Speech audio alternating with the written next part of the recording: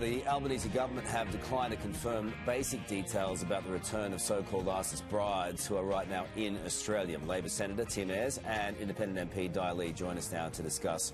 Good morning, guys. Thanks for your time this morning. So, Tim, the government finally admitted they were back here.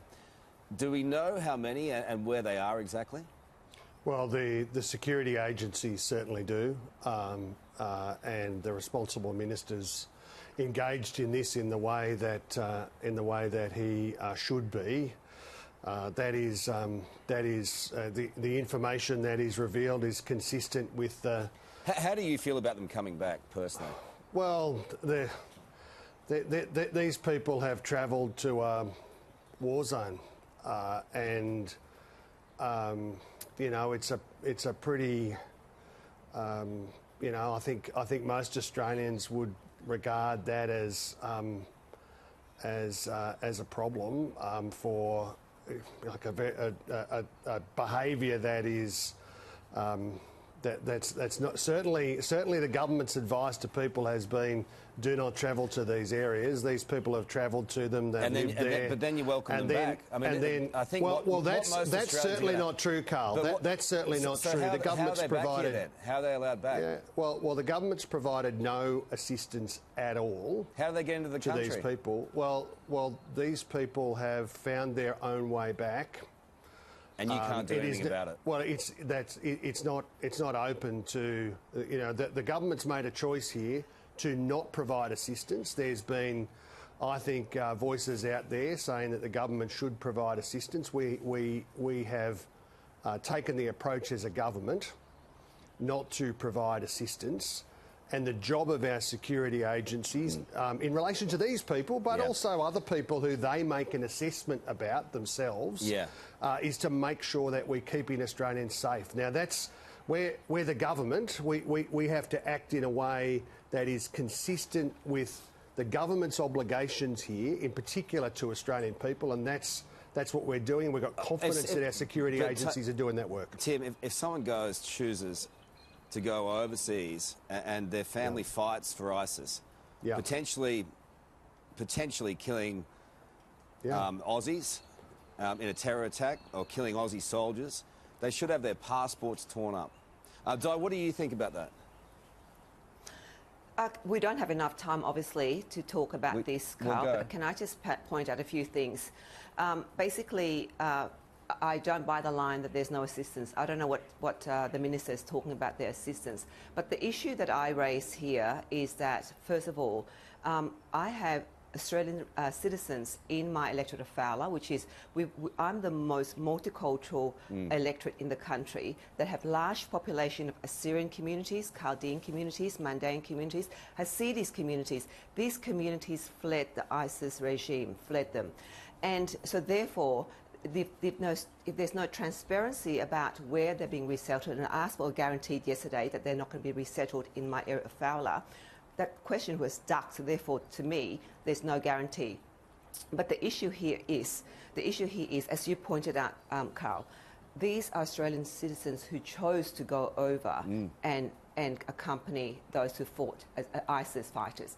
So that's one thing. If somebody have chosen to join Nazi and fight, do we accept them back? So that's another question. And I understand the organisations and individuals who want to bring women and children back. I understand it completely and I respect that. But the thing is, the road to hell is always paved with good intentions. We have not been there. Us Australians have not fought with ISIS. So therefore, we don't understand the trauma that ISIS have left with many of our residents in Fowler. They understand ISIS better than we do. Right. So, Tim... So they understand ISIS better than we do. Where's the deterrent? What message does it send to the public? If someone decides, you know what, I'm going to go over and fight for a terror organisation, potentially against Aussies or Aussie soldiers, I'm going to take my family with me. But you're sending a message, it's okay because your family can come home. Nothing to see here. I mean, come on. Well, I agree with almost everything Di has said there except one thing, and that is it's the responsibility of the security agencies to make sure that Australians are safe. I absolutely agree. People who have gone to fight in this area of the world, ISIS, an evil organisation, a terrorist organisation that's done untold damage in that part of the world. We've got no truck with these people, and that is why there has been no assistance. Australians have made a choice to go and do this.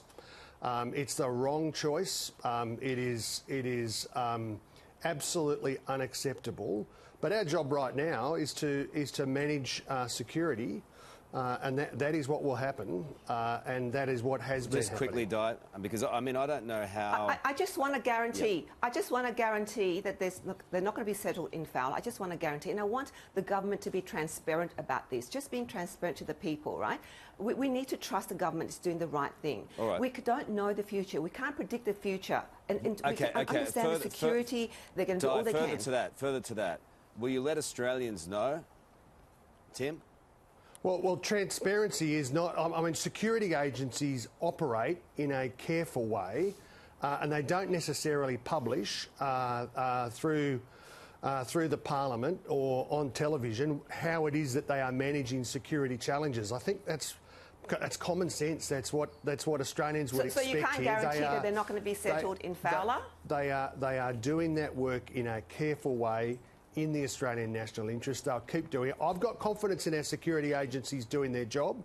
The government does. We support our security agencies, and we are going to get on with the job in the national interest here. I don't know how, in any way, shape or form, it's in the national interest to allow anyone who's associated with anyone going to fight for ISIS back in the country. We'd rather they didn't go, and we'd rather, as you can see, that they didn't return, because we've provided no support for that activity. But we've got to deal with the situation that we have in front of us, and we're working through it in a careful way. Any more coming back? Well, we will not be assisting anybody to return. Okay. Good to talk to you guys. We'll talk to you soon. Appreciate it. Thank you. Your 7am news is just moments away, and coming up...